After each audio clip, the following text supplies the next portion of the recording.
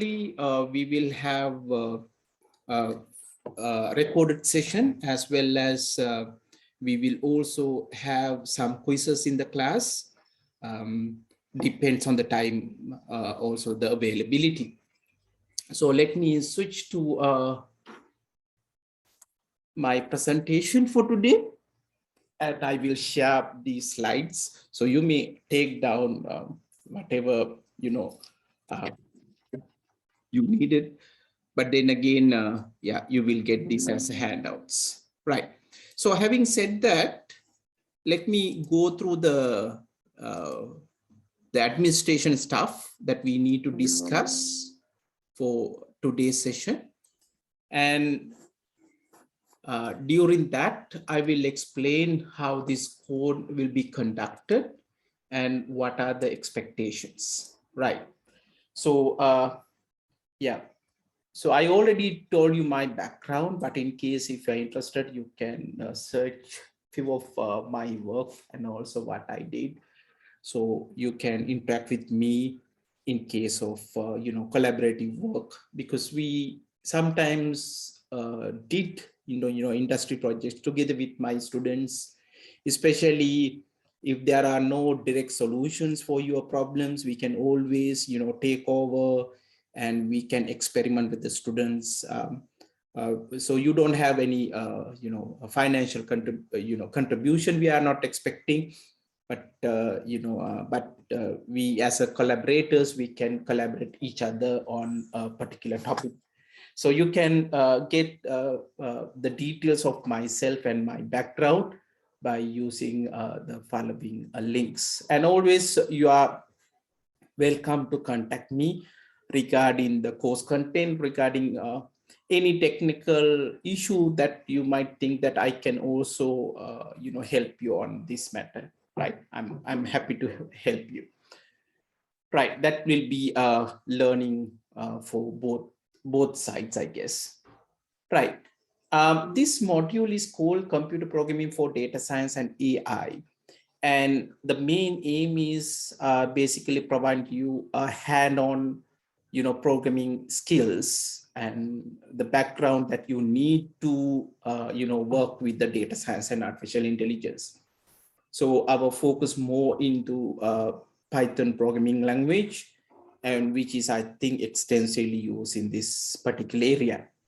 And what we expect at the end of this program, you should be able to prepare the data, especially using whatever the analytics platform you are used to, as well as manipulate data sets programmingly.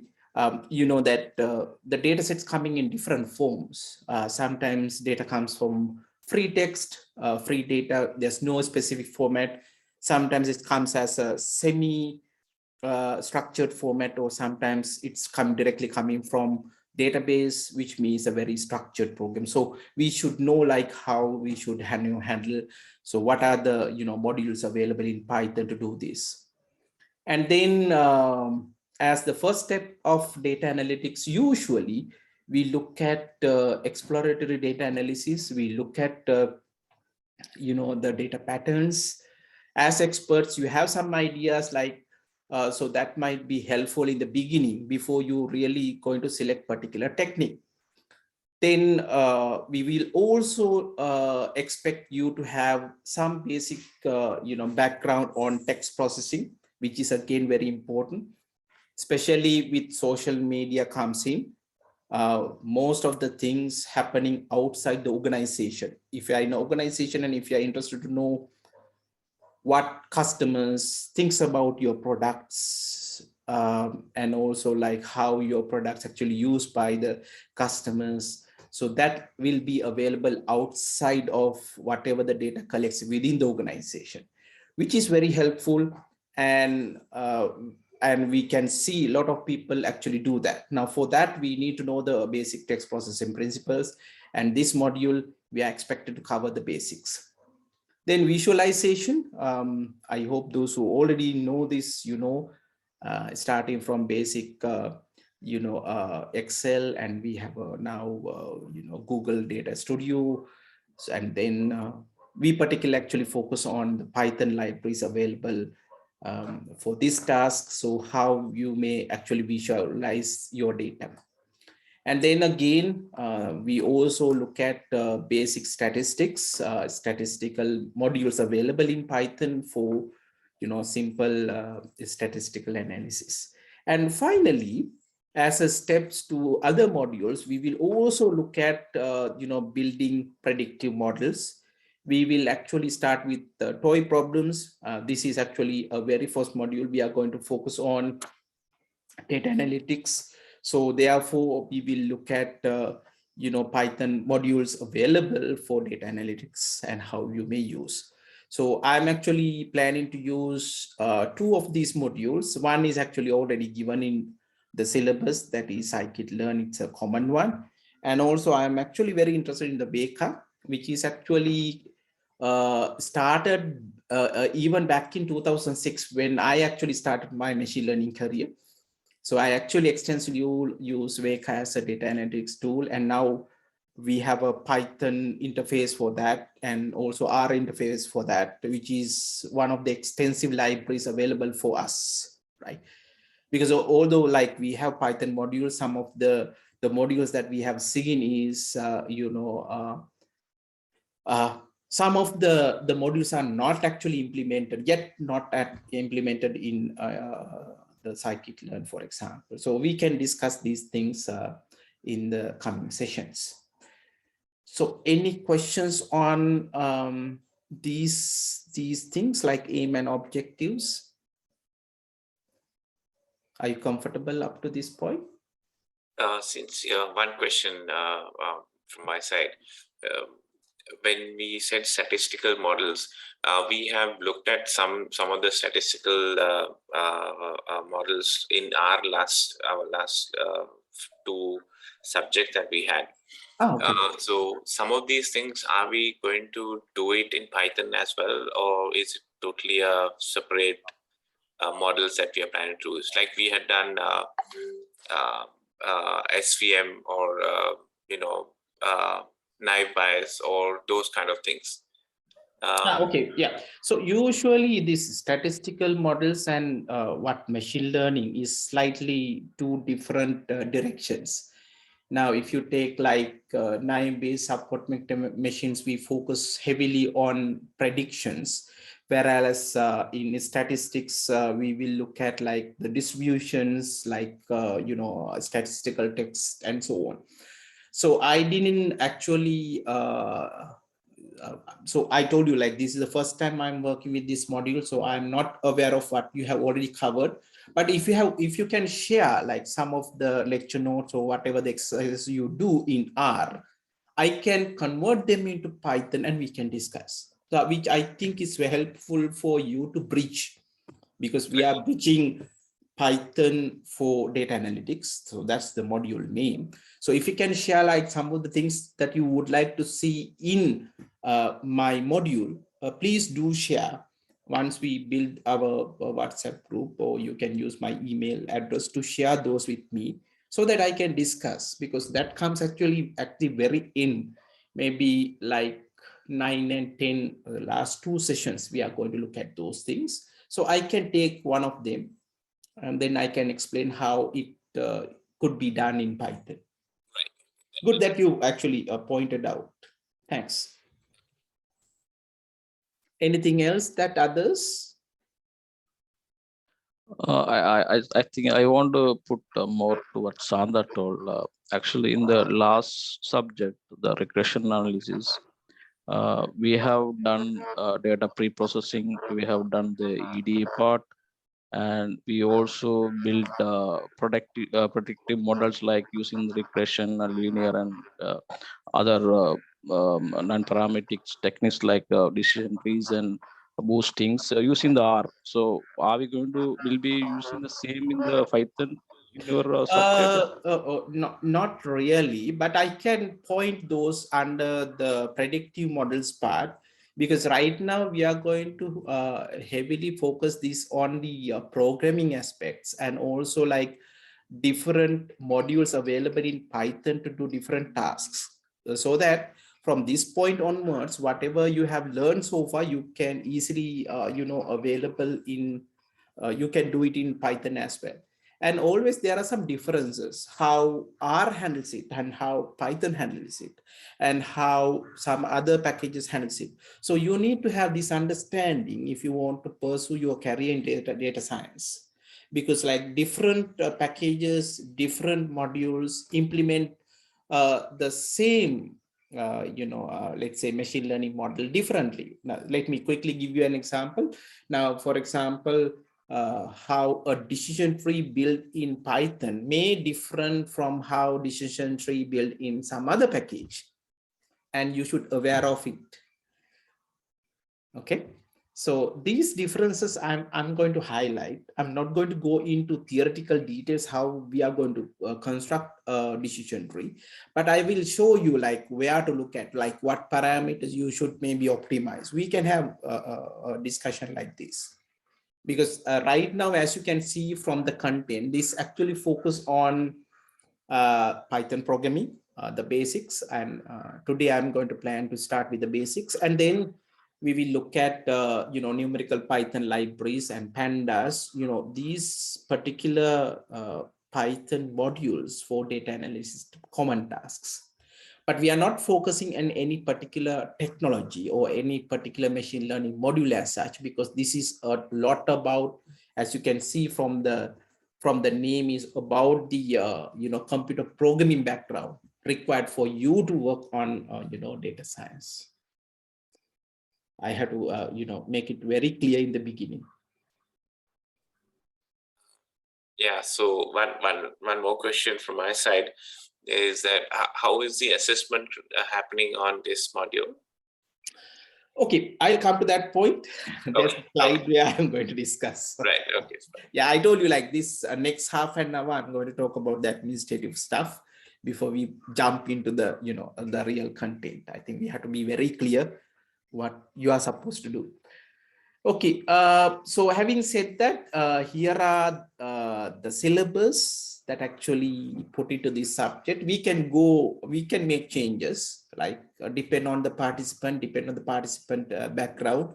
I used to, slight changes of the content, but this is the content in the syllabus. So I should, stress what we are planning. So first of all, first two sessions, we are going to look at the fundamentals of Python programming and why Python and what are the interfaces, what are the tools available you to do programming, especially like what IDs you can use and so on. So that will be basic fundamentals of Python programming. And then we are going to focus on Python modules. We are going to look at NumPy, numerical Python, numerical computation, then pandas, data manipulations, text processing. So those stuff we discuss as the second, topic. Third topic, we will look at some visualization modules like Matplotlib and so on. Then statistics, and finally machine learning tools. Right. So these are actually what is in the syllabus. How many of you are already familiar with this? How many are really new? I know Python to some extent. Yeah. Okay. Yeah, How about I also have used Python a little and Jupyter Notes. Okay. Yeah. Actually, yeah, this is one of the things I'm going to also use. So let's see. I will introduce my tool set as well. Yeah. How about the others? Anyone is just new, just starting, or this is the first time you are going to try with Python? Anyone in the module? Yes, sir. I actually not used Python for my development. Okay, yeah. So that's what I want to stress. First point, I'm actually expecting zero knowledge in the beginning, and then I'm going to build on top of all the basic construct in Python, and then I'm going to go into different tools or modules available in Python you to work your data science task. So nobody should worry that, okay, you don't know Python, because my assumption is you are new to Python. So those who actually already have some background, whenever you feel that you can make a contribution, please do contribute, because I told you, like, this is not a very traditional way of teaching. And no, I mean, we are not in an age where like we used to, hear what the lecturer has to say in the module. So always I need the participant to interact with me very effectively, interactively, work with the content. Right, here is my tool set. Yeah, so I'll start with the default Python, what we call the idle environment. If you go to Python and if you want to install Python, this is what comes as the default environment. So I'm going to start with that. And the later, not actually later, but maybe from the second session onwards, we can switch into what we call the Jupyter notebooks, or sometimes people used to say interactive Python. So I'm going to, focus on two things: Google Colab. If you have a Gmail account, you don't have to install anything. You can work on Python directly as a notebook environment where you can keep your both notes and the codes together. And most of my lecture notes, I have actually written all the codes in the Google Colab, and then I convert it to PDF. Once you receive, you will realize. And if you are, we want to have an offline version of this, the original one is called Jupyter Lab, where if you visit the jupyter.org, you can actually install the offline version of the notebook. So these are the software tool set I'm planning to use. Any other interesting one, you can add it to me so that we can explore more on different tools. Right, so that's about the software tools I'm actually planning to use for the module. Right, then the references, the first two references actually given in your syllabus. And I can see the second one, Python for data analysis, is actually, there's a second edition in 2017 that I'm going to refer as well. But my main ones, or at least my notes, were based on the three following links, especially if you want to move on towards the computer science perspective to Python, and if you want to know exactly how Python works. So I highly recommend you look at how to think like a computer scientist, and this is actually a free book you can download from the link. And if you're not very keen on the theory but on the practice, and if you want to learn, those who are starters, I have seen, like some of you said you are new to Python in the chat messages. My recommendation is, like, you can look at places like W3 schools to learn the basics of Python, because I'm not going to spend too much time, but you can learn by yourself if you start today itself. So by the time we are going to finish our module, you will have a very good understanding about the Python program. Last but not least is those who want to know more on practical aspects of machine learning. We know that Andrew Ng is actually one of the prominent researcher as well as industry person who works in places like Google and Microsoft, written machine learning. This is not very theoretical one, but how you should, practically implement machine learning and what to consider. So these are like my readings for you. The last three one from my side, and the first two one from the course syllabus. Right. Assessments, I think this is the very interesting one. Every week, I'm going to have online quiz on what I have covered from previous week.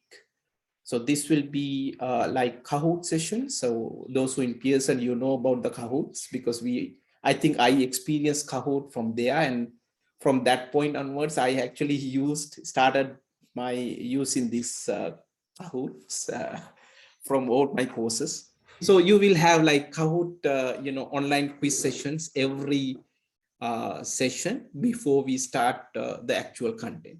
So we might not be able to do it today, but from next week onwards, you will have a online quiz as a kind of a game that you are going to have like couple of MC questions based on the content we have covered, and that will be counted as marks, right? And then couple of programming exercises for those who are starters to start writing codes in Python. There'll be a 2 or 3. I have not finalized how many I'm going to plan, because some of the content is I'm going to prepare a new set of notes.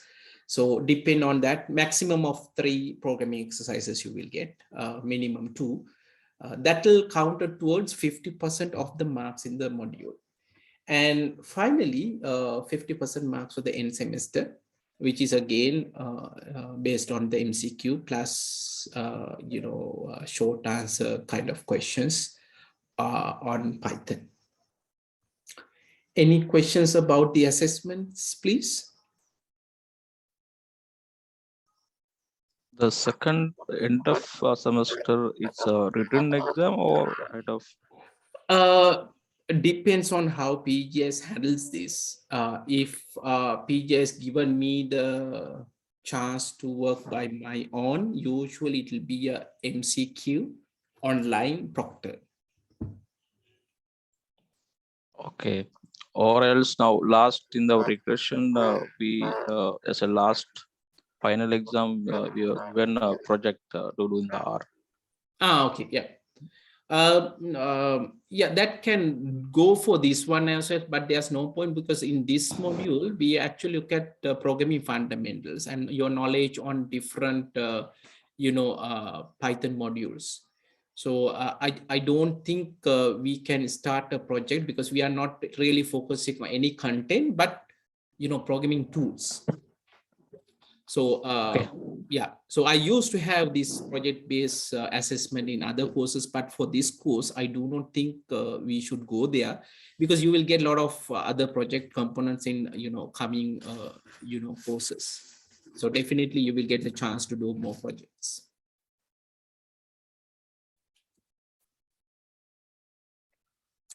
Okay, right.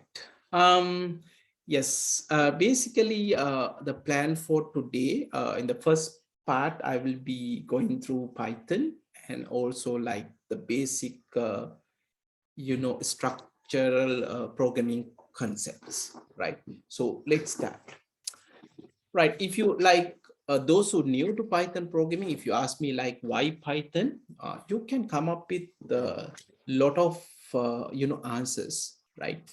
So if you look at the features of Python,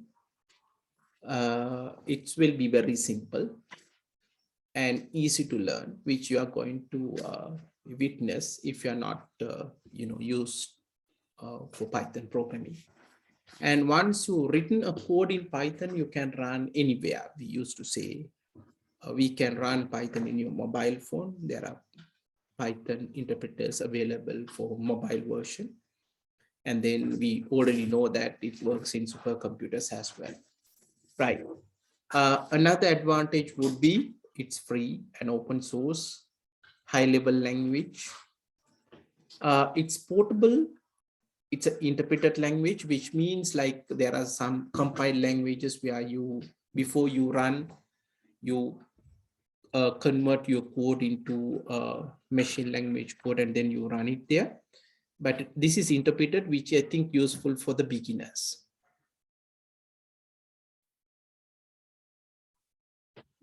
Right.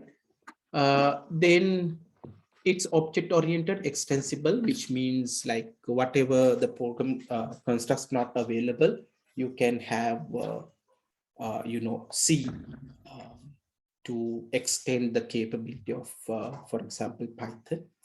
The last one, actually, you have extensive library. I think this is one of the things that we need to be familiar with. Whatever you can think of, you can find a library. Like, let's say you want to manipulate PDF files, then you want to manipulate voices, like, then you can do that. You can want to manipulate audio, video, we have libraries in Python, which is, I think it's very comprehensive when it comes to Python libraries. And at the same time, this is actually one of the slides I prepared in November 2021. At that time, you can see the Python becoming the first or most extensively used programming language, depend on places like GitHub, where the repositories mainly written in Python programming. And when I checked recently today, so I can see that even now C++ actually trying to surpass Java, for example, because Java used to be on top a couple of years back. And you can see now Python getting a top, and then also, extensively used in everywhere. Because once you learn Python, one thing is you can actually write in various different, programming solutions. So in this particular graph, you can see that, okay, Python actually getting popular after like 2016 onwards, and surpassing all the other, prominent programming languages like C and Java. Right. Yeah. And if you look at like Python, applications, you can see applications in, web development, game development, extensive use. One lacking in mobile developments, but when it comes to data analysis, one of the prominent ones, and also like embedded system programming. So you can see once you learn Python, you can explore many different directions, because the same programming language can be used in other places where if you learn some other programming language, you might not get this opportunity. So learning Python, it's you can see now we can justifiable now saying that, okay, once you learn, you can explore different software categories, right, when you learn Python. Okay, some of the Python library which is helpful for us, I'm just listing because it's better to get to know from the first day onwards. When it comes to data handling, we used to use pandas, which we are going to cover in the course. Matplotlib for plotting, again, we are going to cover. Numerical Python, again, we are going to cover. SciPy for statistics optimization. I heard some of you work with optimization. Then, yeah, this library could be useful for you. Scikit-learn for machine learning and data mining. That again, we are going to cover. TensorFlow and Keras are again for machine learning developments, especially neural network.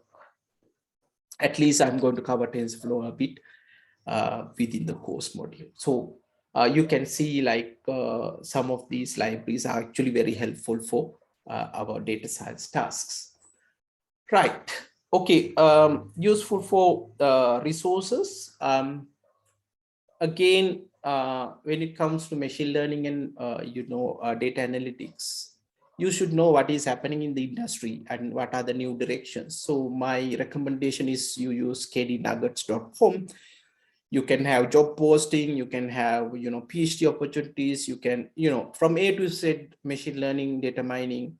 Yeah, use that, because I extensively use, and I I learn a lot from there, because a lot of books recommended, tutorials out there you to learn, right? So I highly recommend you refer that. If you are looking for career change, for example, you can look at job openings. Let's say you want to do a PhD. Yeah, look for PhD opportunities there. Then the second one is, as data scientists and those who work in the data science, you need data. Sometimes data is not readily available. Sometimes your organizational data might not be available for you to work with. Okay, look for data sets is very important. So the first link is about the Kaggle, where competition happens. A lot of that data science competitions are hosted in Kaggle. and you can get paid by participating and providing solutions. Where I always recommend, at least for my students, to do participate, at least these competitions and get the experience. And the second one is a more of academic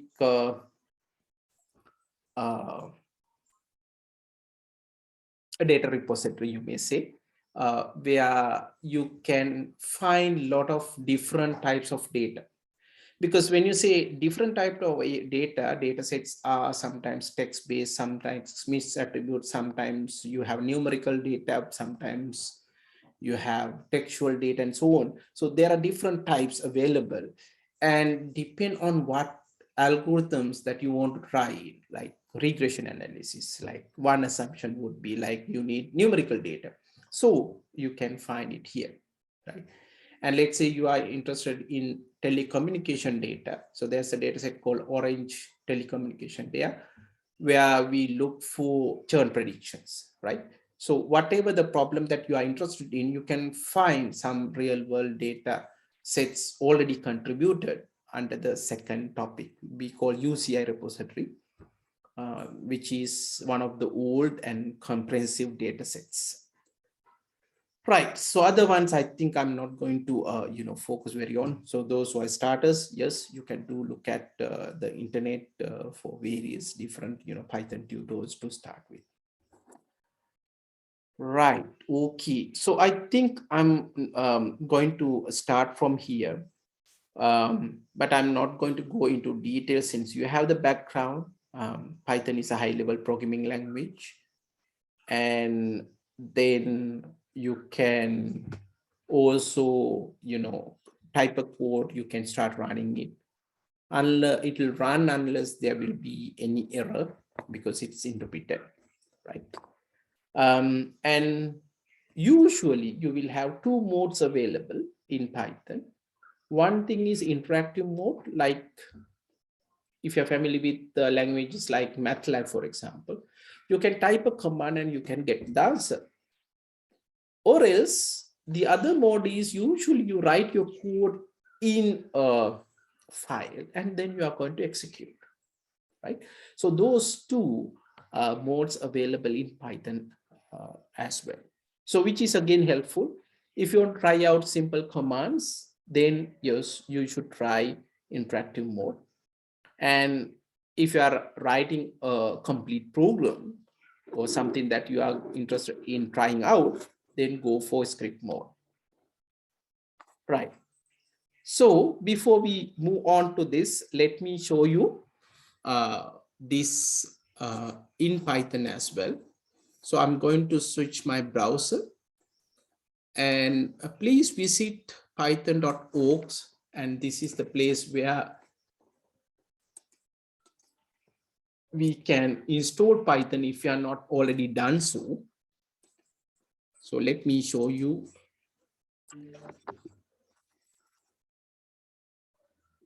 Right. So first of all, we are going to visit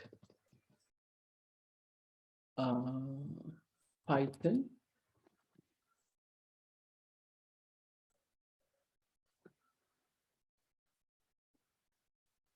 So visit to python.org, and if you have not already installed Python in your machine, you can click on downloads, and usually it will show you relevant version to download. So in my case, it has already selected Python 3.10.5.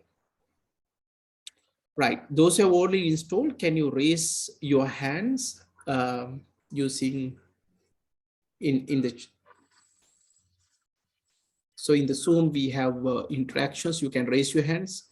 Those who have already installed, can you raise your hands so that I have an idea like how many of you have already installed or familiar with Python installation? Also, if you would like to get a suggestion, like what we do, we have a package called, it's a package manager called Anaconda. Actually, that covers like including Python, Jupyter, and then scikit-learn, all the surrounding libraries as well. So if you install that, that manages everything. Yeah. That's what we use as well. You're Shanta, right? Yes, yes. Okay, Shanta, yeah, thanks. So it's Anaconda. You have the website for that? Yeah, they have a website for it, Anaconda. Yeah. So you can try this one as well. Yeah, so that manages the entire ecosystem. So you can find out what type of libraries you want, and what it contains, like different versions available. If you want to do a mini installation, also you can do. The advantage here is there are a lot of libraries which doesn't work each other. So what Anaconda does, it manages all those dependencies and then build a version that is working with Python version. Right. My suggestion would be like those who really keen on, developing the systems and work in that. Please go ahead. You can, as Shanta mentioned, especially some of the libraries depend on a particular version of other libraries. Isn't it, Shanta? That's what you want to stress out. Yeah, that's right. That's right. So that's true. And in that situation, you better use, package manager like Anaconda to manage this. But those who are just beginners, you can make a decision. So usually, I didn't mention this. I used to start with the basic Python because that will be the starters. So, but as Shanta mentions, yes, try it out because there are many ways that you can run Python. What I actually highlighted here is the default version available. That means pure Python. You can download and then you install your machine, right? There are many others which actually you can use. So one is having Python. The second one, like a packager like Anaconda. Third one, like nowadays, it's most of them, especially in data scientists, use what we call Jupyter notebooks, where you can visit jupyter.org to install offline version of the Jupyter notebooks, right?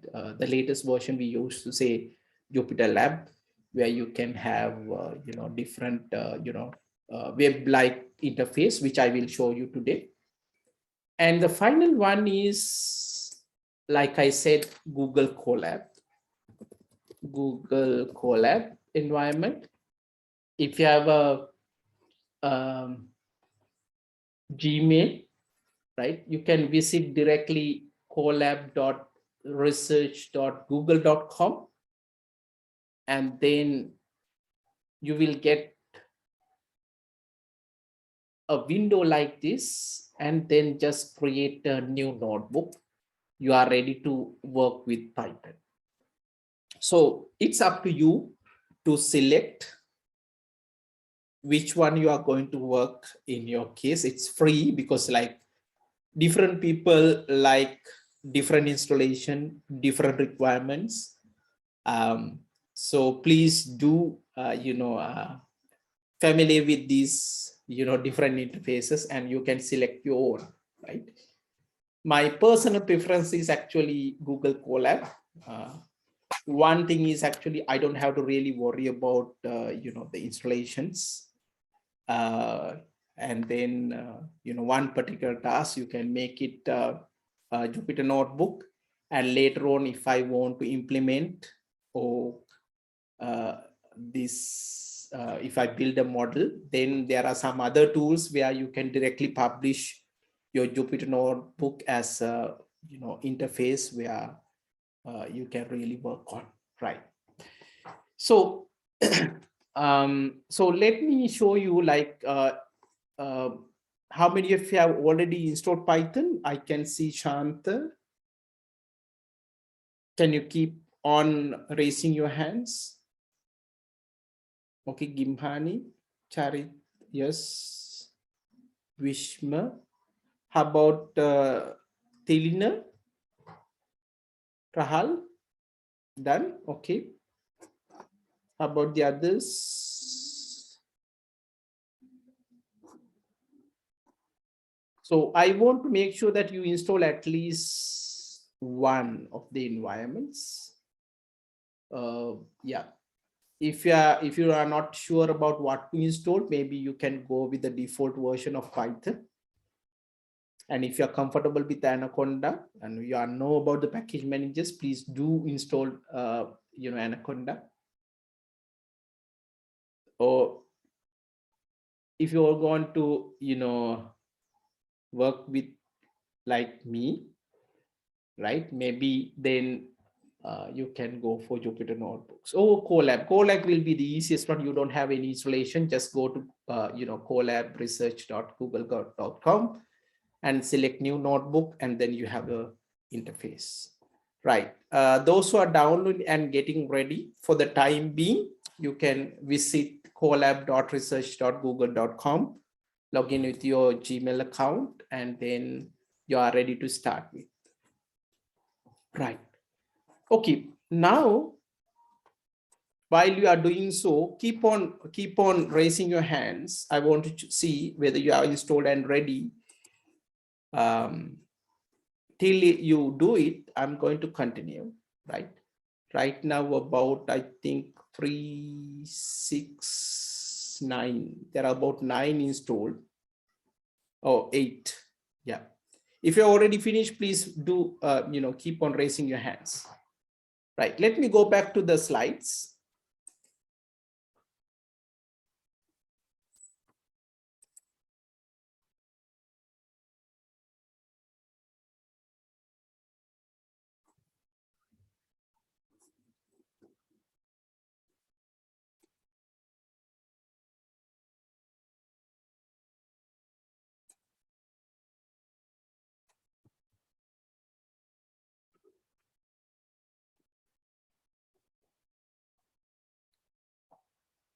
Right. Let me go through with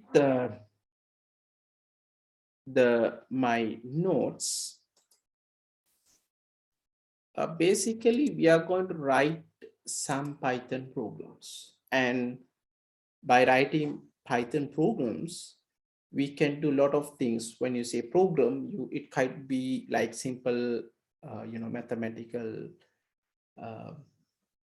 problem solving, like solving some set of equations, or else like in mathematical job, like finding roots of a polynomial, or maybe some search and replace text document. Or in our case, we are going to building, machine learning models to predict or to visualize, right, some the data sets that we have, right? So that will be a set of instructions that we are going to have what to do. Right. Now, usually when it comes to any programming language, we will talk about how to say hello world, right? In Python, it's very simple, right? That means in shell, you can just type Python, right?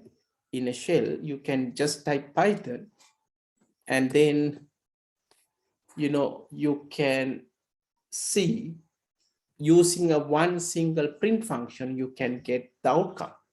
For example, here the print, and within single quotes we type hello world, and you get a message, right?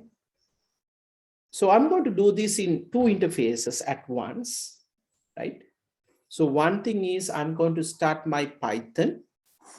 So let me show you like how you are going to do this. In this particular case, I'm going to go to my start menu and click on idle, right? Let me first share. my screen.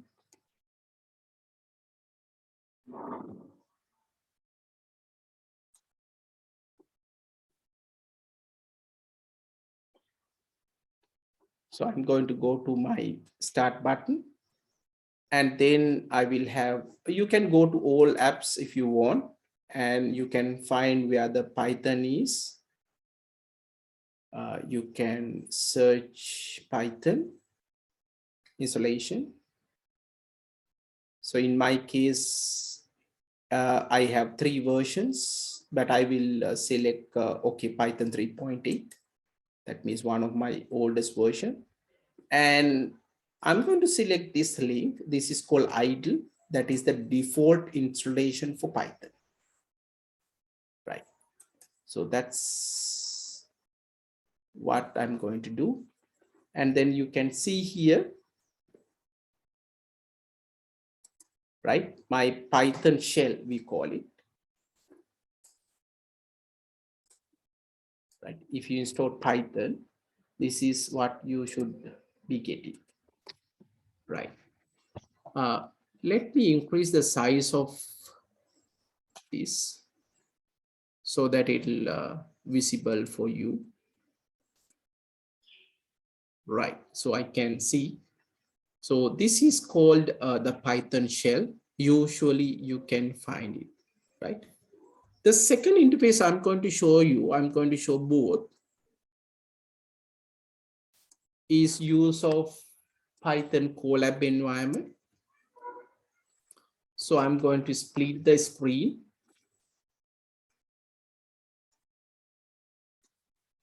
So that I can actually show you both these. Right. So one side we have the shell, the other side we have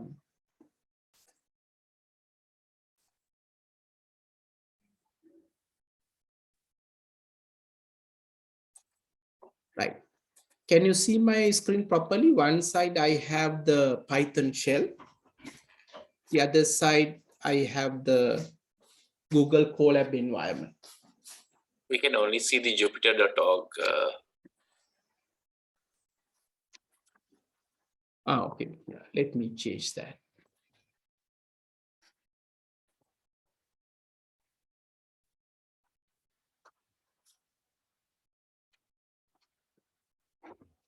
Maybe I can.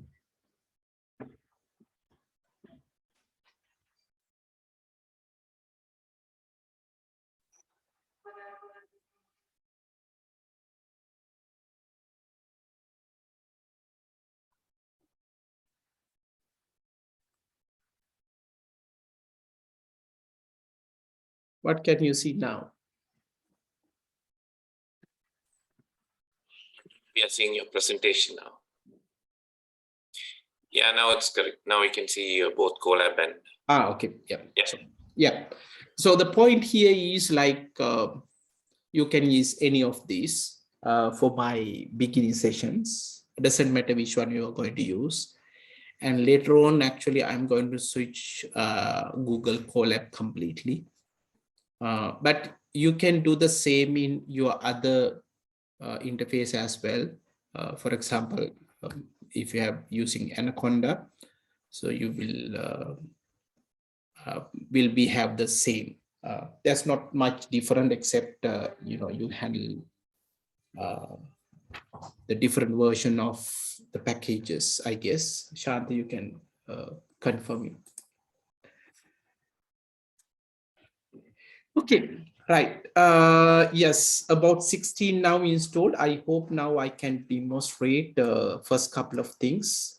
First of all, what we are going to learn in the first few sessions is use of few of the functions available in Python. Now, for example, printing a message would be simply type print, and for example, printing a number would be you just type a number, that's all. But if it is a message, like you can have things within the single quote, right, which will directly output. So this is how you will see. This is what we call the interactive mode of this. Whereas if you look at Google Colab environment, so you will see a small, command line shell. This is usually we call code shell, where you can type Python commands. So I can simply say, okay, print. And then you will see when I run this, there's a run button here. It will create a virtual environment, and then first time it will take some time, but then you will get the outcome in the same screen or same window. Right. Now, yeah, you can see the outcome here.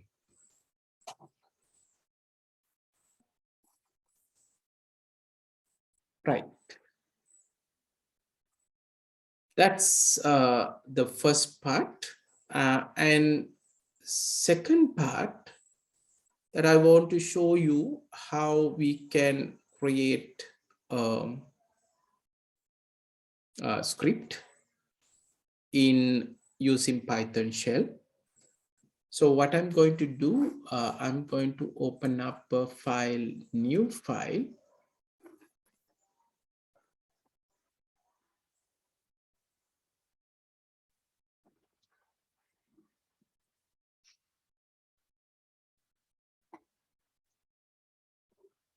Right.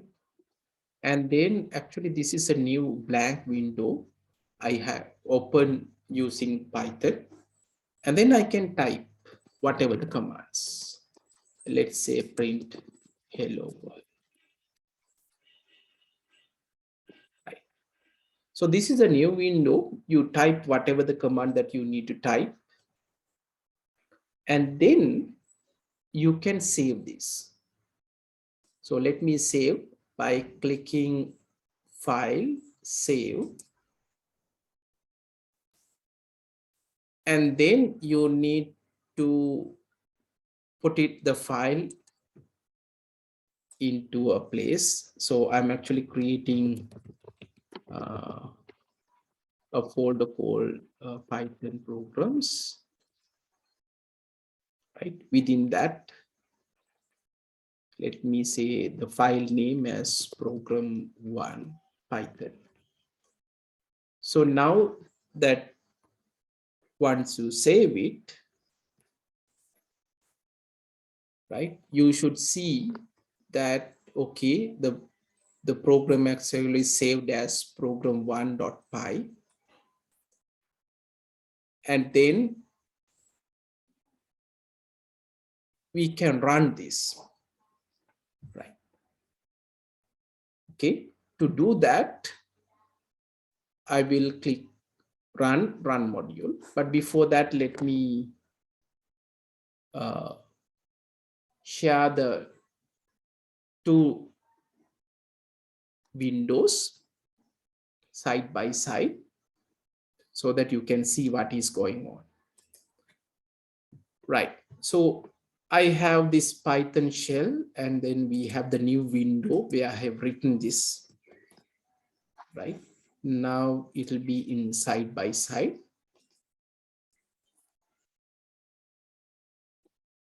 Right.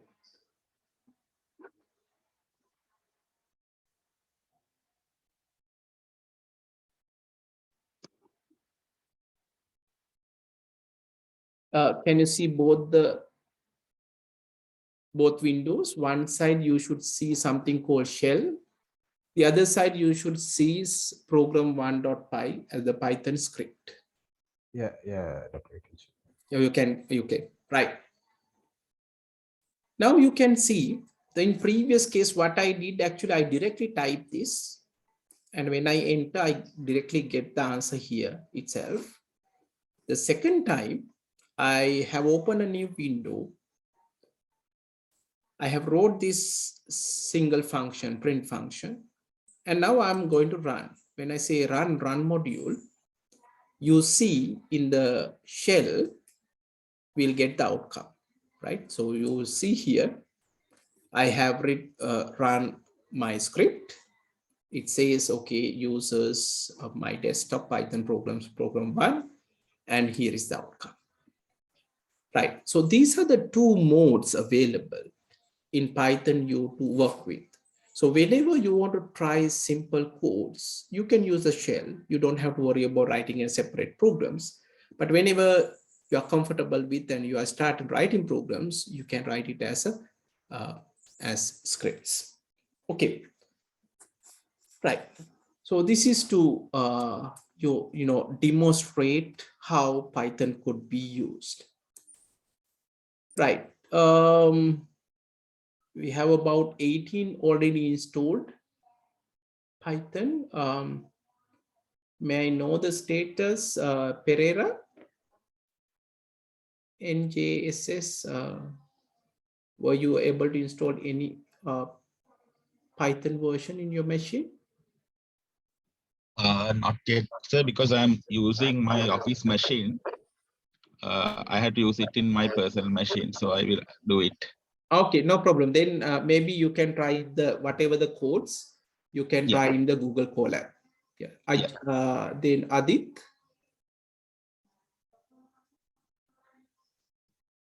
So I am done install. Yeah. Mihira.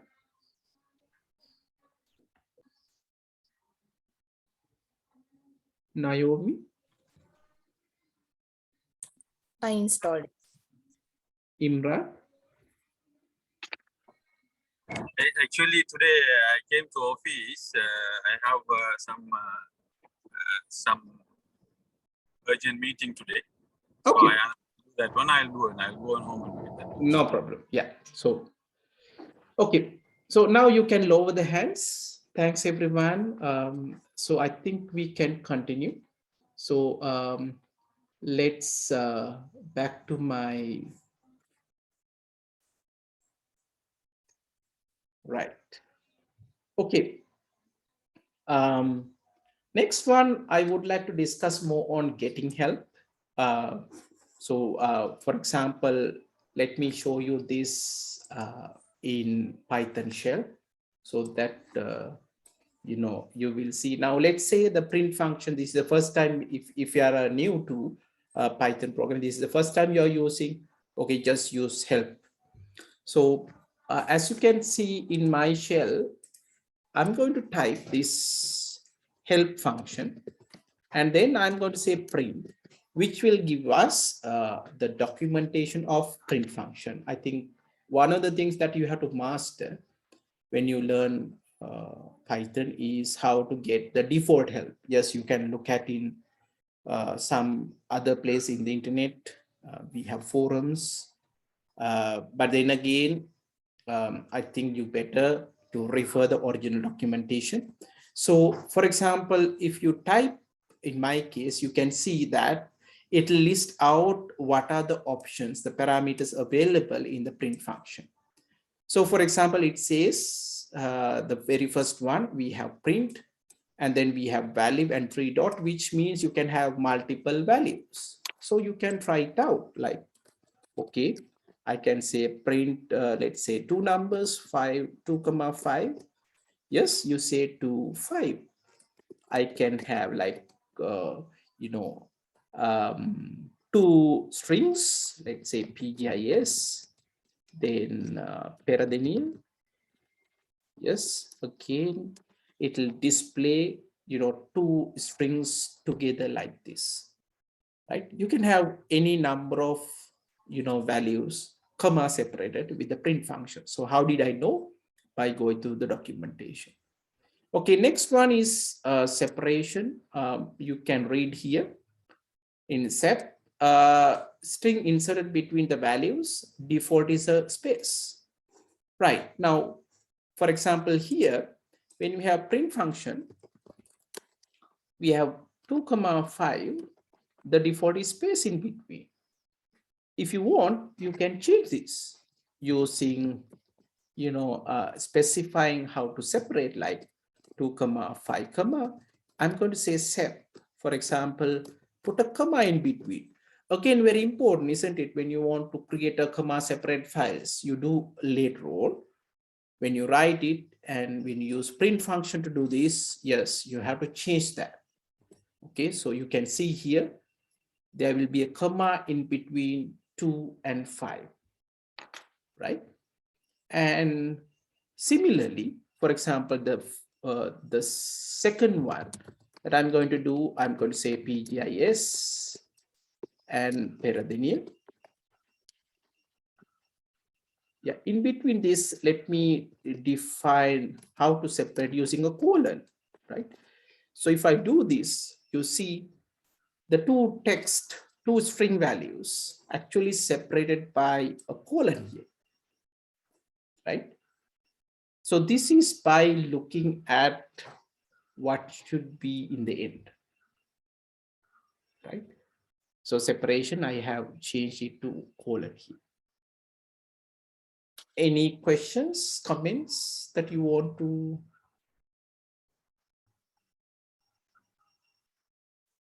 Or else those who are getting help in other ways, maybe you can share your experience with the other participant, please.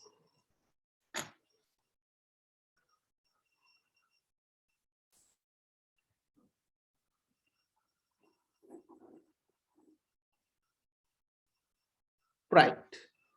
Let's move on to the next one then.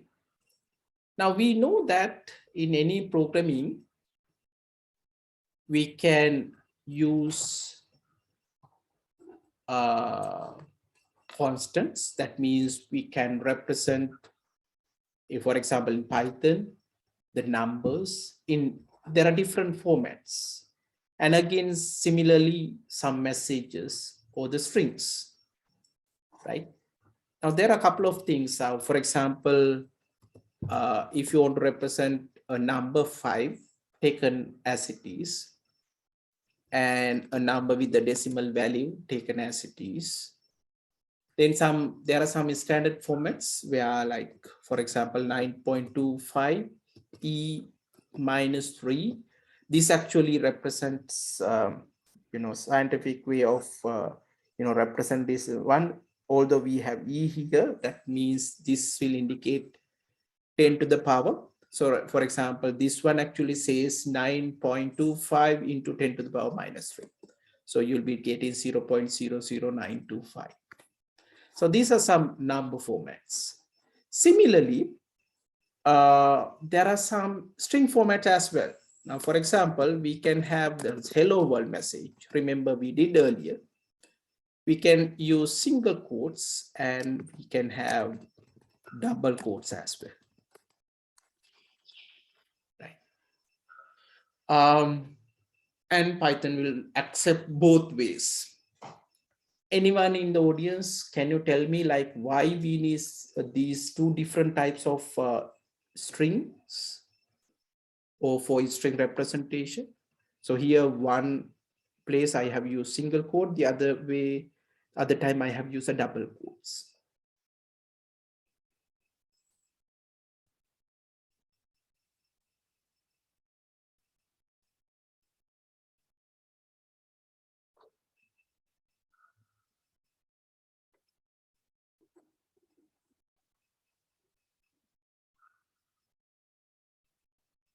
So Bodhi?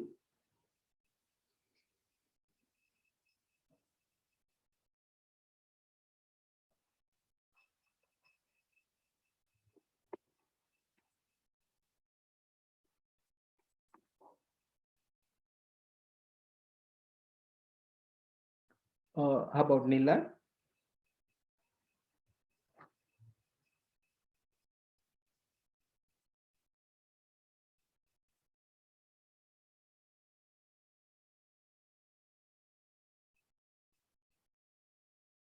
Siraj?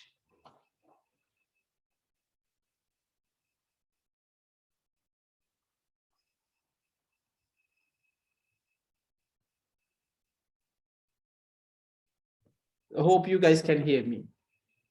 The question is single quote or double quote?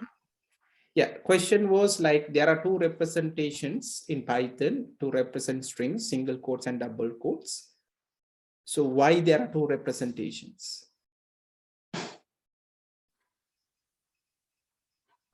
Yeah, when we need to add the even single quotes into inside the string. So we can use double quotes, and if you want to add the double quotes, so we can use we need to add the double quotes inside the string. We can add single quotes. Thanks, Kasun, for a detailed, explanation. Yes, sometimes we want to have the single quotes as a part of the string, right? For example, if I type something like this, it's a string. You can see that Python interpreter confuses now because we are going to use single quotes and there'll be another single quote which will identify then the third one. So that means in this one, we have a single quote is a part of the string, which confuses, and Python, take it as a syntax error. So to prevent this, you can do a couple of things. First one, you use double quotes because we have two representations. So whenever we want to use single quotes, we can use double quotes so that it will print as it is, right? Or else you can use escape characters, which I will discuss later on. If you're not familiar, it's a string. So you can see by using this escape character, we are going to say that, okay, it's not actually, it's a part of the string, right? Now, similarly, double quotes. So sometimes, let's say I want to say something like, okay, hi, with double quotes, right? Which again, identify this as a problem. So use single quotes instead. If the double quotes is part of your string, right, then you use, single quotes to denote the string, right? Or else, as I told you earlier, use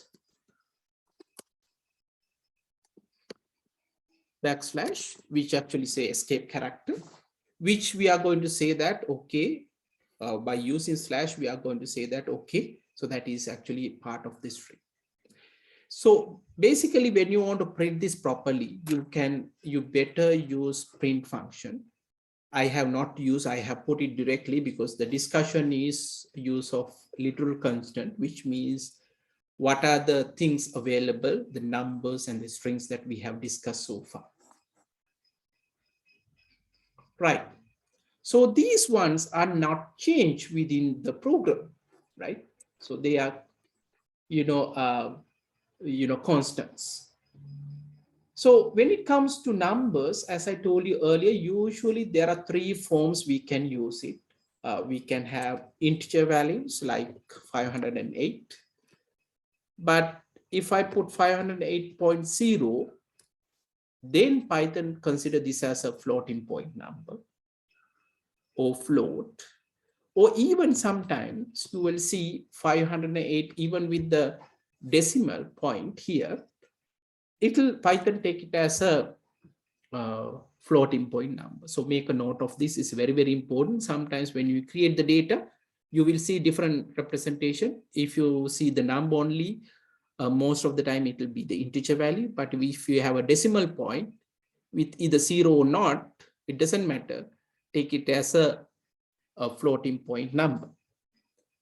And the third one, we can also have complex numbers, simply something like 5 plus 4j, right? This is considered as another, number format available in Python for complex number representation.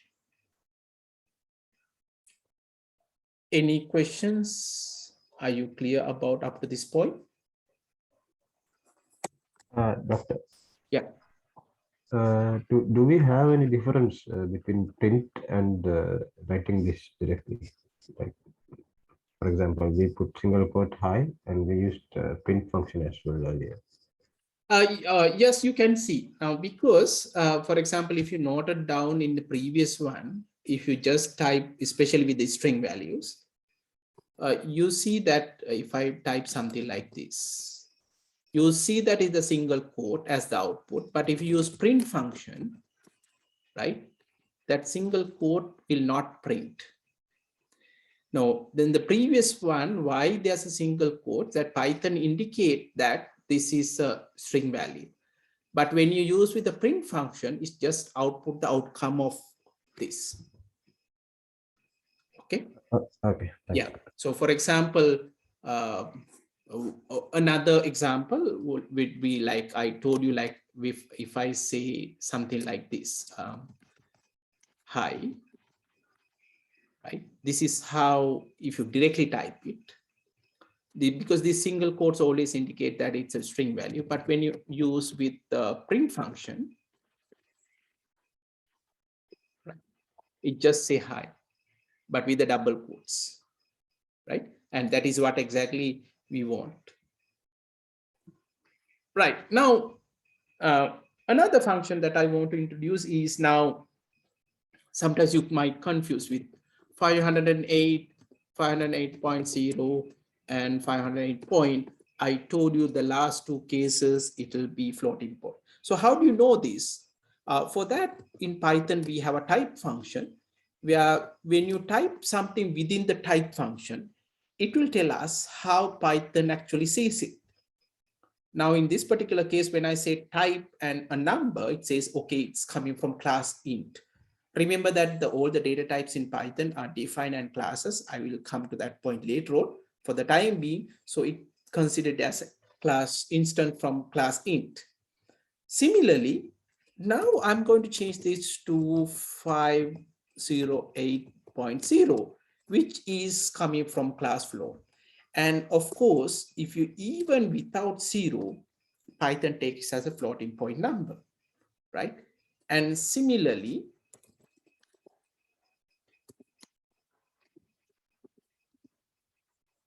yes, it says complex, right? Now, if you try, for example, yes, it says string, right? So now we have learned another third function, type. Whenever you are not really sure how Python considered this, because later on we are going to work with different data structures like numerical Python, we call NumPy arrays or pandas. So we want to know what is the type, right? Then remember, you can check this with the type function. Any questions and any additions from your experience about the type function?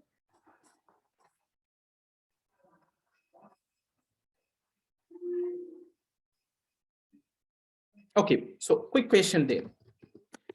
Right. Can you guess what might be the outcome of this? I'm not going to enter, but I need the audience to tell me what is the outcome. I'm trying to represent million here.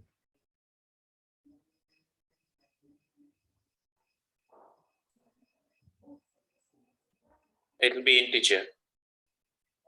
Okay, one answer is integer. Yes. Others. Will it be error message? It's error message. Okay.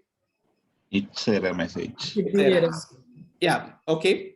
Let's enter and see. Okay, we are getting an error. Those who said error, can you explain why I'm getting an error here? So it consider commas due to the commas. Yeah.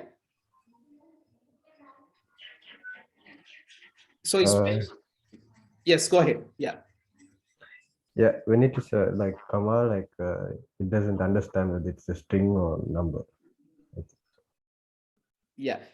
So comma has a special meaning in Python. So you have to be very careful, especially when you separate these numbers later on. You will see, especially when we are define lists to separate numbers, we use comma. So in Python, usually we use comma to separate the values, but then Python confuses why this separation.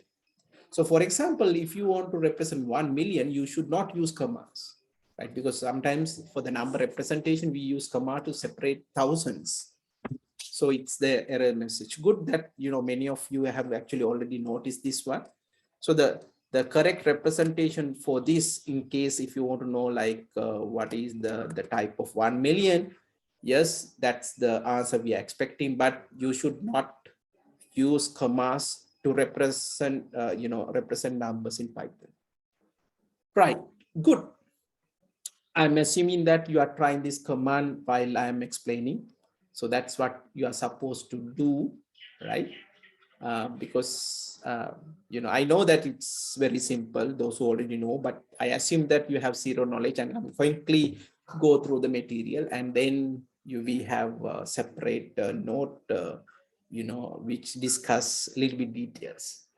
Right, string representation, the type function we can use, I told you, like single quotes or double quotes. But especially if I talk like couple of things, right? If I want to represent, we want to use either single quote or double quotes, right? For example, so the PGIS, I can say single quotes, right? If I say PGIS, you can use double quotes, right? But what if I want to use, let's say, PGIS Peradeniya in 2 lines? So if I try this, I'm getting an error. PGIS, if I try to press enter, I will get an error, because remember, the single quotes or double quote for 1-liners, that means it represents single line. But if you need like multi-line strings, then there are 2 ways that you can try. You can either use 3 single quotes like this,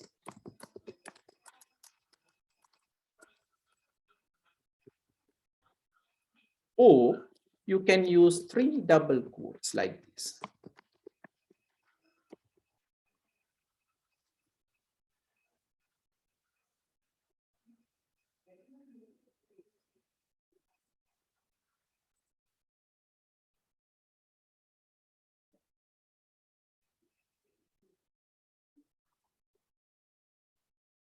Any questions up to this point?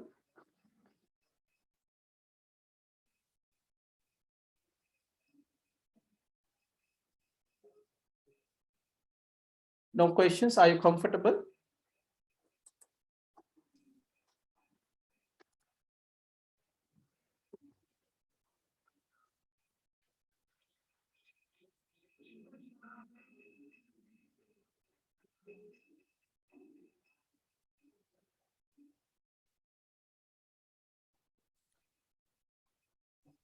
We can use /n also, right? The new line rather than. Exactly. Good point. Yes. Good point. I didn't talk about the escape characters, but I think I mentioned this earlier as well. So since that came up as an idea, so there's another way that you can actually type the same, right? So what he meant there is you can use escape character, that means new line character, like this. Print, we can say PGIS, right? And then we will use new line character and then Peradeniya.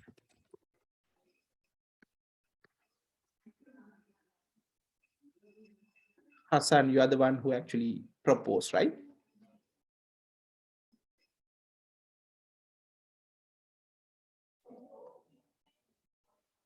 I think, yeah, you don't need this space.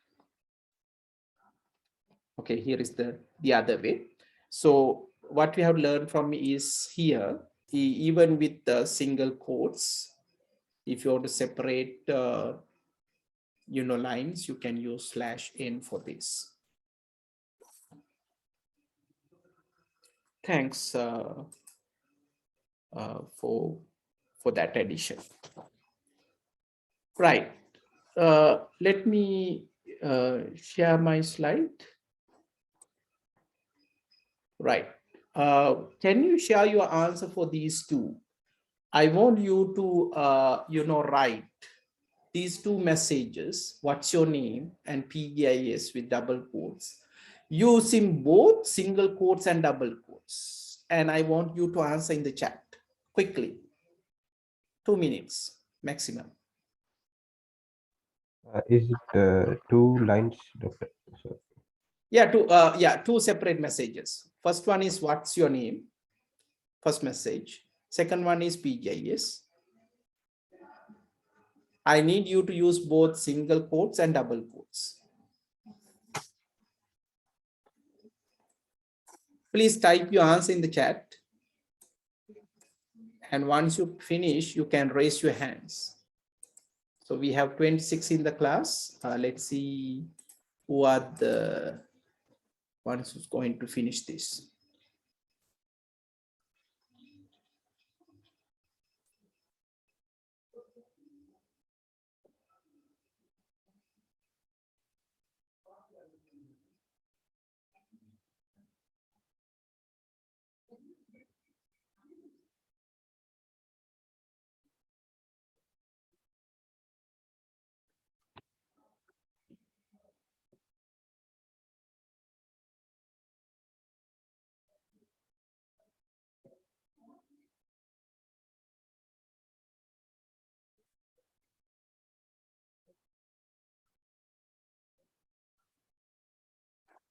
Right, so I'm getting answers from, okay, Adit, then Siraj, Vishmal, Hassan, Gimhani, Shanta, Pereira, Naomi, Sajid. Okay, so let's look at the answers. Let me share my shell outcome. Right, so I'm going to say, okay, what's your name? And you can see single quote inside. So the easiest way to do this is you can use double quotes. What's your name? And use double quotes. So this is the easiest way to do. Then PGIS, you have double quotes, so I have to use single quotes. Right? Again, this is easiest way use. But if you want to use single quotes, one way to escape this single quote, right? That's what we discussed earlier. And the next one is if you use double quotes, yeah, you escape double quote. Right. So these are the ways that actually we have discussed for the representation. Okay, I got answers from Venura, Subodhi, and also Dasanayaka. Good. I want everyone to try this, right? Because it's important you know the basics, right? And then we can use it out. Right. Few things I want to discuss about, variables. Now, when it programs, especially, we want to use the values and they may change during the program execution. So there are some rules that you will, when you create a variable names or identifiers. So the first thing that you need to understand is the first character should be a letter or it could be underscore, right? So underscore is a valid character in Python. And after the first one, you can have underscore, you can have digits, right? Or letters. And remember in Python, these names are case sensitive, which means if you use my name, but all simple, and if you use capitalization, so those variable names treated, they are different. So you can see here, there are a couple of valid ones, I, then underscore underscore my underscore name. This is also valid. Name underscore 23, again valid. A1 B1 underscore C, again valid. They follow the rules. And then you cannot have any spaces, right? Or any other symbols like dashes or double quotes when you're referring your variables. Right. Now, you don't have to try this. Can you identify the errors of these Python statements? So basically in these Python statements, you will have left side, you have some variables. The right hand side, you have some values. Okay, can you tell me without trying, what are the issues in these three Python statements? First one is a numeric starting. It should be alphabetic or. Okay, thanks. How about the second one? Second one has a dollar sign. I think it's not allowed. Yes, again, only underscore is allowed. That is also wrong. Third one? That one is a keyword which is used in programming language itself. Exactly, yes. I think it's very simple. Python in version 3.10, you have 35 keywords and the list is given here. And you cannot use any of these as, variable names. Make a note of that. Some of them are capitalized like false, true, and none. And others are all simple usually. So I told you these are case sensitive. So these, Python keywords as it is, you cannot use as variable names. But for example, even you can use true with all simple because originally the Boolean value true start with capital T, which you cannot use. But if you use all simple, you can use it. So remember this again, you can use these keywords as variable names. Right, now the assignments, hope you will already know the programming language, so I don't want to spend some time, but I want to just highlight how Python stores variables, right? So for example, let me switch this and show you. I need to discuss within the class, like let's say, I'm going to type something like this, A is 10. This Python statement, can anyone in the participants, can you explain what will happen here when I say A equals 10? 10 will be assigned to 10 A. So if we call A, it will display 10 once we do this. So that means in the memory, there will be a space allocated for 10, and that label A will be pointed out the location of 10. See? Yeah. Okay. Everybody agrees? So how about this one? Now I'm going to write B equals A. First of all, what is A and what is B? A is an integer variable, and now again the second statement has been assigned to B.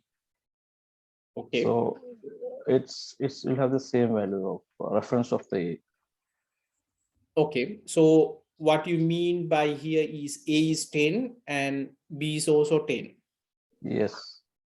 Is it same value or is it two different values? My question is whether this the memory locations, are they the same or are they different? Same reference memory. No, they are different. Right. So A is referred to one location and B is referring to the location of A.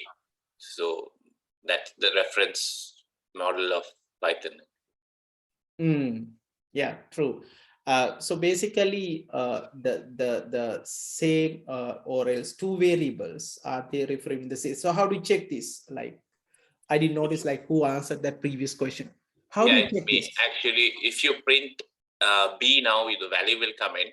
But if you change the value of A, you will see that the value of B also changing. So that means it's actually B is referring to the A's position. Okay. So is there a function that we can check this? Type. If you look at the type, it will show the B as a reference type. Okay. Shall we try? Okay. So with the type A is int and type B is, there is also int. Yeah, it's taking the lowest level. Yeah, sorry. Okay. Yeah. So one thing you can try is, this is some additions like those who already know. So you can check ID, that is a function that you can see which refers this, and then it's B. Okay, what it means then. Okay, small assignment for you to think about this, because different programming languages and this different. This is for the advanced or bonus. So check how Python handles variables. For the time being, what I can tell you is, when you say A equals 10, you can check ID. Okay, and when you say B equals A, you can check IDB, which will refer the same. So basically, please read the first book, Think Like a Computer Scientist, which gives you excellent explanation how Python stores value. Right. Anyways, those who are beginners, what you need to know is, let's say we have A is 10 and B is A. Basically, B will also refer the value of A, so that is 10. So if you say C equals A plus B, so what do you expect? What is C now? 20.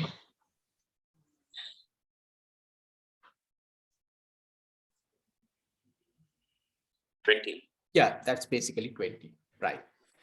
Okay, and then I'm going to move directly to the statements, the operators. Basically, for example, Python statement comprises of values, operands, and operators. For example, when I say 1 plus 1, we are getting 2 because you have a 1, so operand, and then plus operator, that is addition. Similarly, another statement would be something like A plus B, because we already know that A is assigned to 10 and B is A, means again B will also get the 10, which is 20. And the third one is, we can also use some functions. We have already discussed print, type, and so on. For example, this is a len function.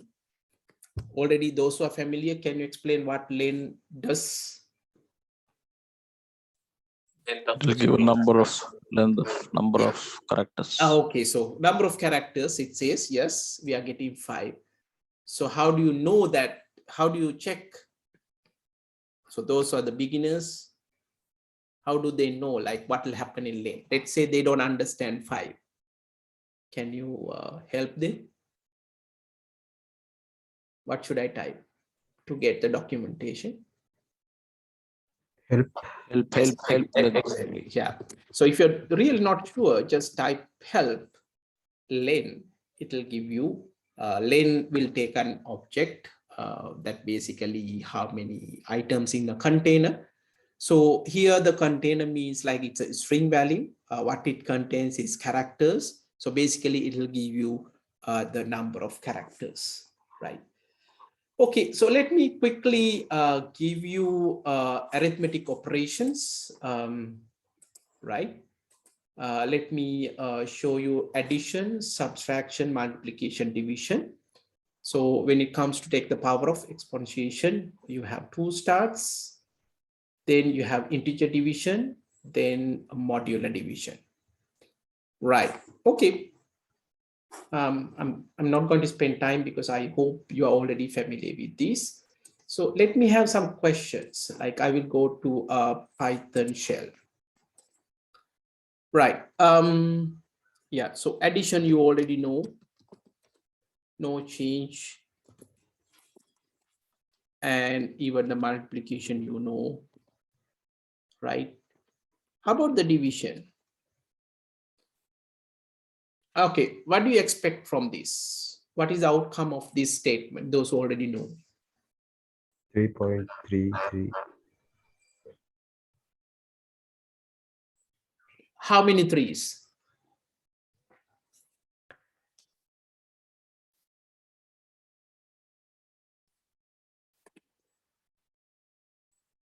Okay, so we are getting, when you divide 10 by 3, we are getting 3.333333, and finally 5. Can anyone in the participant give me an explanation for this answer?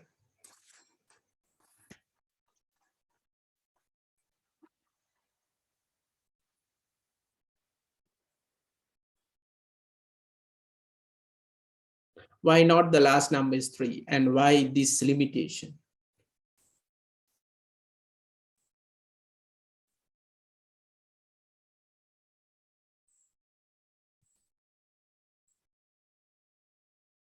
Okay, floating point representation. How many have you learned something called IEEE 7544 format?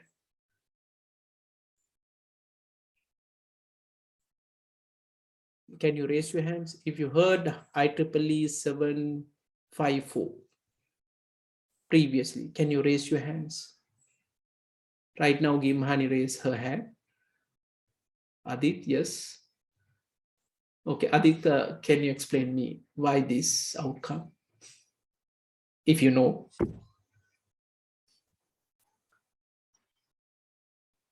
Right. Okay, guys. What? Yeah, please. Sorry for the delay. Yeah, since number expression is on 32 bit, so the bits are divided into spine component, right? Which is, as I remember, it's 7, and there are 22 bits to the other part. So when the memory allocation happens, it can only show that amount of digits. Okay. Thanks, Adit, for sharing the thoughts on this. Just to note, right, because we need to know this. When it comes to number representation, whole numbers, when we say int, we have fixed number of bits. It could be 32 bits, it could be 64 bit, it depends on the representation. But what I want to specify here is there are limited number of bits are used. So which means some numbers we cannot represent exactly as it is. You have to be very careful, especially when you work with this kind of operations. So 10 divided by 3, we expect 3.33 and so on, but you can see that it's limited. It is because in the number representation, there are different number representations are there. We are limited, and this is not the accurate answer. This is accurate, like for example, if you take only first 2 decimal places, that is accurate enough for our calculations because we know that 3.33. But remember, this is not the exact answer. So for example, if you are working with the financial information, you might not use this division, right? So remember that. Okay, so that's the first one. And then what is this division? This is we call integer division. And which means in previous we get 3.33. It'll give you integer part of the division, which is 3. It basically discard the remaining. Similarly, modular division, this means the remainder. That means you divide the 10 by 3 and remainder is 1. So familiar with these operators. And if you want to say like 2 to the power 10, this is how we represent. We know that 2 to the power 10 is 1024. So these are the basically arithmetic operations. Right. Okay, so then the operator precedence you already know. So for example, yeah, can you tell me what is the answer for this statement? Right, without typing. I'm going to type anyways.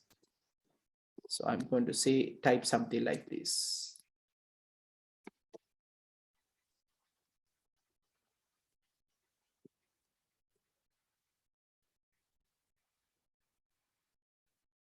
Yeah. What is the answer for this one?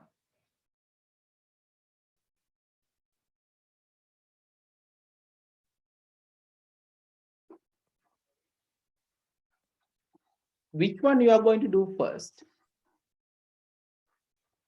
Brackets will be executed first. So the lowest bracket will be the first one, and then the multiplication, and then the divisions. When you have exponentiations, like when it comes.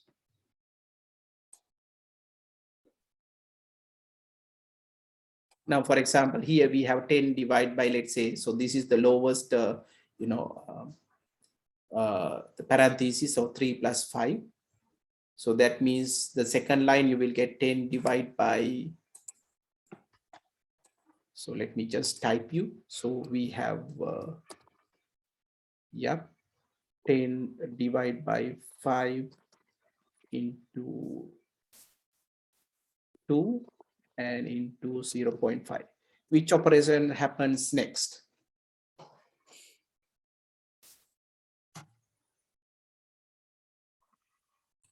Division. Okay, so here is the order for the quick review. So parenthesis goes first, then exponentiation as the next higher level precedence. Then comes the multiplication and division, then adding and subtraction. So usually when you have same precedence, you go with left to right. So that is usual way to do that, except when you have exponentiation, which goes from right to left, right? So these are like minor things that you need to remember, but that's just for your information, right? So you can try this to see how this works. So in previous example, when you have 10 divided by 5 into 5 into 2 to the power, so exponentiation should work. So that means it will end up with 25. Okay, right. So work on that. I'm not going to spend on time because you already know these things, but you should be working out these things. Okay, next one. How about the these operators on strings? Are they working?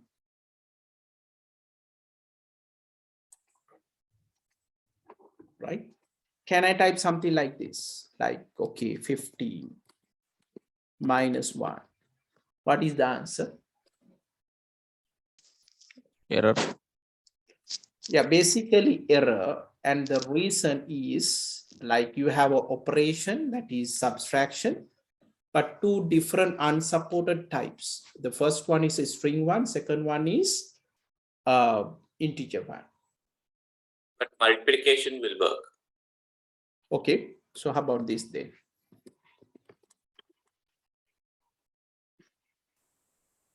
So the second one has to be a numeric. Okay, so actually it's not multiplication. So that is what I want to stress out. Yeah, multiplication also, right. There are two things works. Okay, so will this work then? Yes. Yeah. Why? Concatenating. Exactly, Jack. So when it comes to strings, it's not addition. What we have learned earlier is addition, subtraction, division, multiplication. So here we not usually call it's addition. It's actually string concatenation.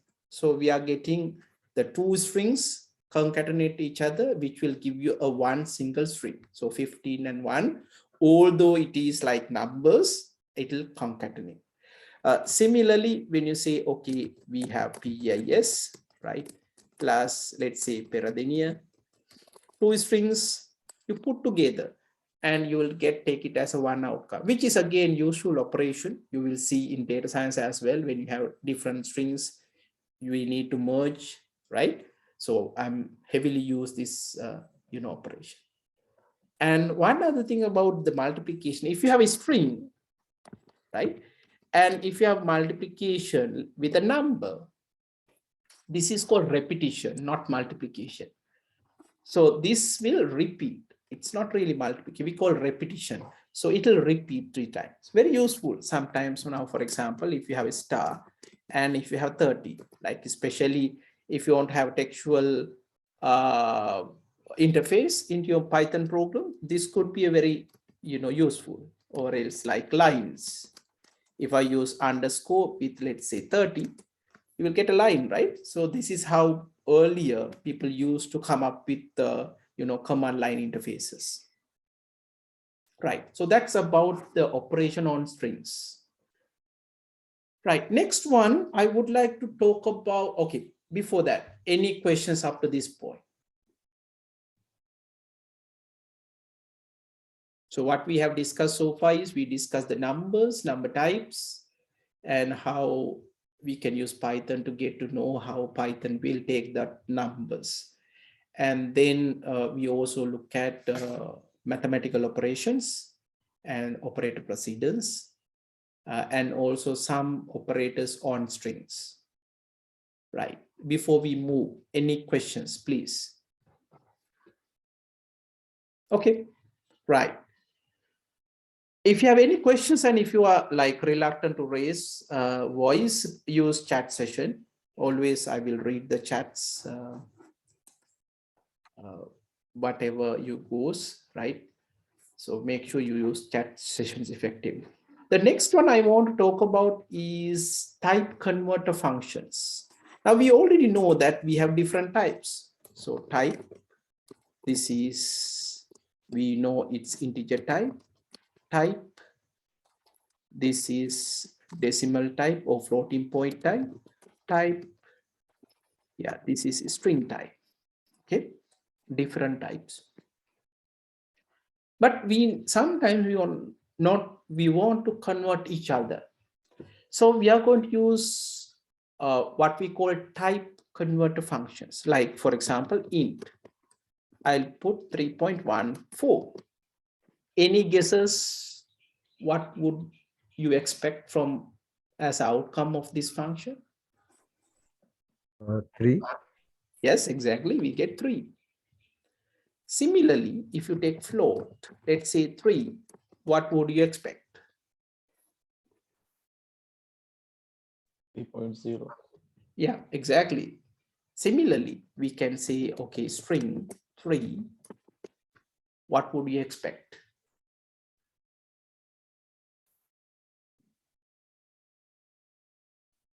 3 as a string value. So remember that. So there are type converter functions, and then which will, give you opportunity to convert each other, right? But there are exceptions. Now, for example, if I say something like this, any guesses what would be the outcome of this? Error. Will it be error? Yes, because it's confuses, right? You have number as well as string. So that means you cannot use every time the converter functions. Some compatibility should be there. How about this one?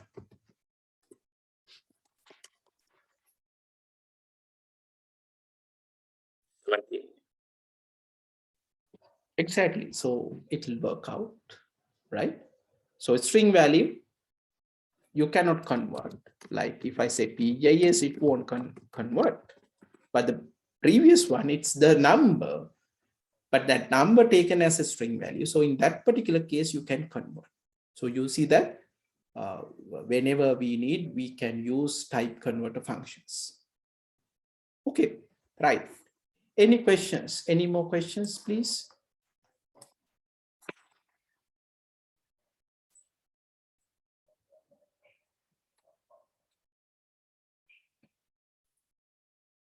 Okay.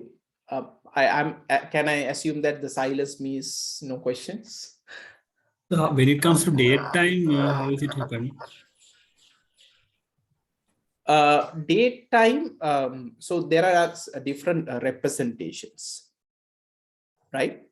So when it comes to date and time, that actually directly not comes here. So for that, especially we are using some modules you to try, right? Especially we can use the library date and time, and there are representation how Python represent date, and with that we can use it, right? For example, if you have, so this is actually, we can discuss this later on since it has come. You cannot directly represent this.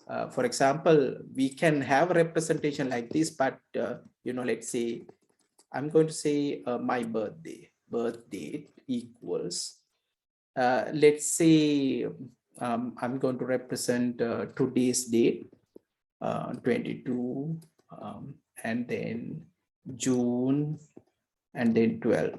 I can write like this, but if I say type B date, right, it will take it as a string. So it's not standard if you use this way, but then you can use a library to manipulate this one. Now, for example, I'm using import, which I will discuss later on, date and time. And for example, I can say today, I can say, okay, date time. Actually, I'm using that module, and date time dot now, which will give me today's date. So if I say print today, it will give the date. So that the outcome. So we can actually work with, for example, now this one, for example, if I want to get, the year, so I can say, okay, for example, give me the year of today, right? That is there. So that actually handles specially, right? But usually, then birth dates, usually we represent as string without use of special date time functions. I hope I have given you an answer for this. Yes, sir. Thank you very much for the details. But we'll come to these things later on. But since you have asked, I thought of putting you some information, right?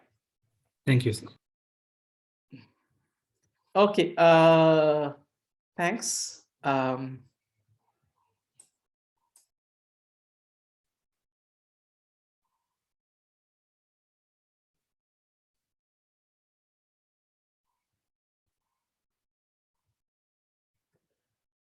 Right. Okay. Then let's switch on our discussion. So the next part, I will discuss how you can interact with the user using input function.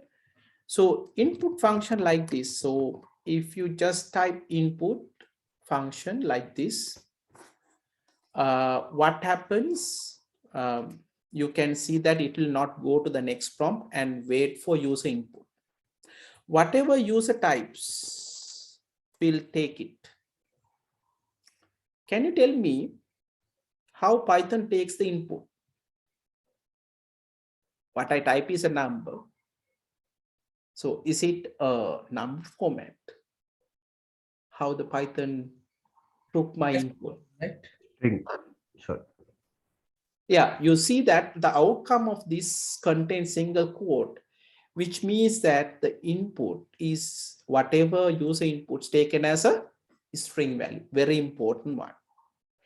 Now, one of the problems here is a user doesn't know what to type. So you better use something to type, right? For example, okay, enter your name. So if you put a value inside the input, that actually put it to the user, and user know now what to type. Let's say I'm going to say, okay, PJS, right? Takes as a string value. Now, any ideas? How should I take a number there? Let's say I want to put a number instead of a string value. What should I do? We have to convert to that digit number. Yeah, exactly. So if you want to get a number, so remember, now if you take input, enter number,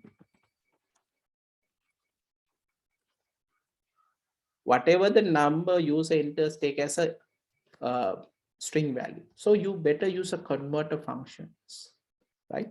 So you can use something like int, and within that, if you have the input, then whatever user inputs convert into int value, right? So if you say, okay, 12.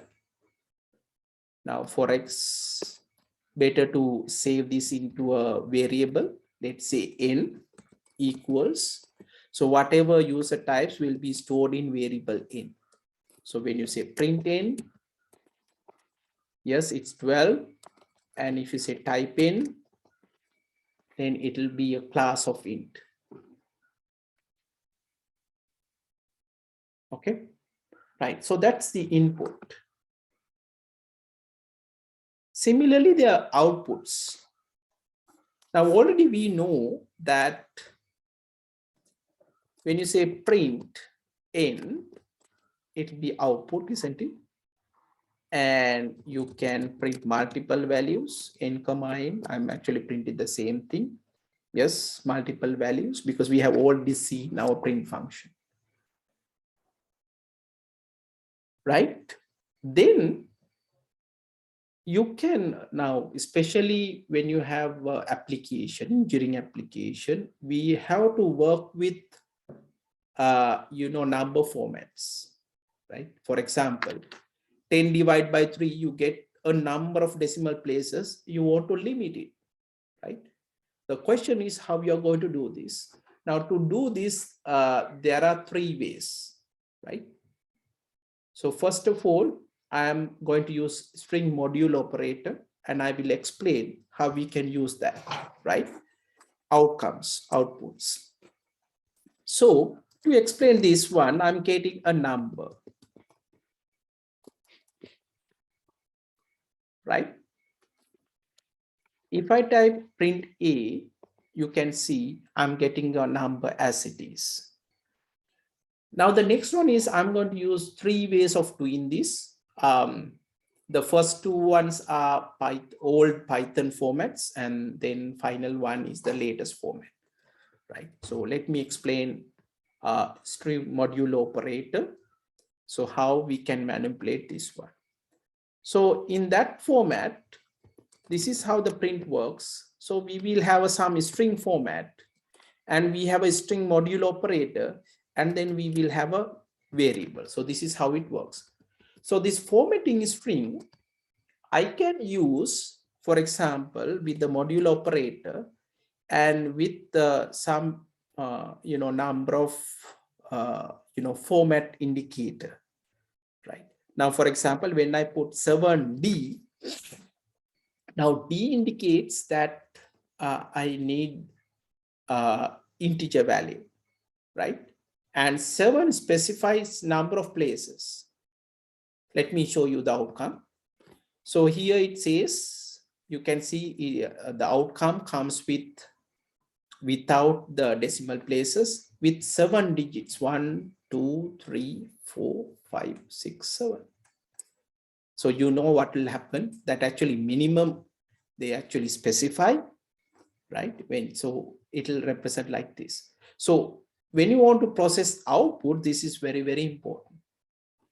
Similarly, if you put F, that is represent as a floating point number, right? Floating point number. And if you want to limit the number of decimal places, you can say, okay, 7 point with 2, for example, 2 decimal places, or 7.3 after 0.3, you can see 3 decimal places.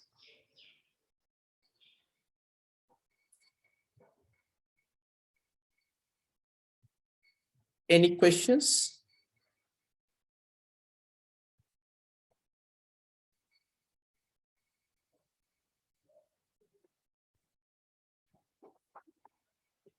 Right, next one.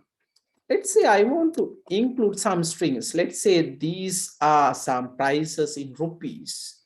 So I can say, okay, price, rupees within the same formatting string. And then the format 7.2F. right? Then A. So this will represent price rupees 1234.57.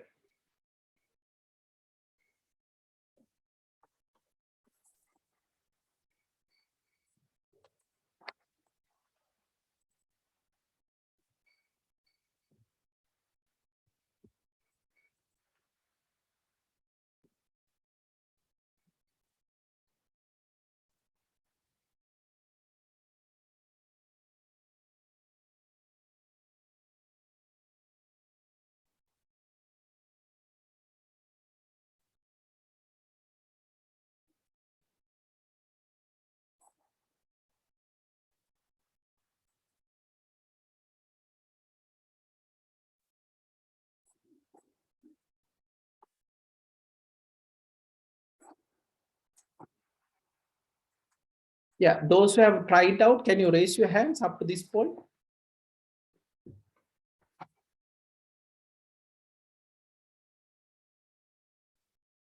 Yeah, one last thing, when you have multiple values. So I would like to put it like this. Let's say I'm going to have like two different outcomes. Let's say first number, especially you have to have within the single quotes. So with 2 decimal places, and the second one with 1 decimal place, right? The string modulo. Okay, remember now we have to say A comma A. Remember when you're specifying the two numbers or two values, so you have to put inside the brackets like this, otherwise you will get an error. This is called tuples in Python, which I will discuss later on. So this is for the completeness. When you represent multiple values with the string module operator, the values should be put inside the tuple, right? So I'm using actually same value. So you can see that with the first one, we limit it to the 2 decimal places. And this, with the second one, we limit to the 1 decimal place.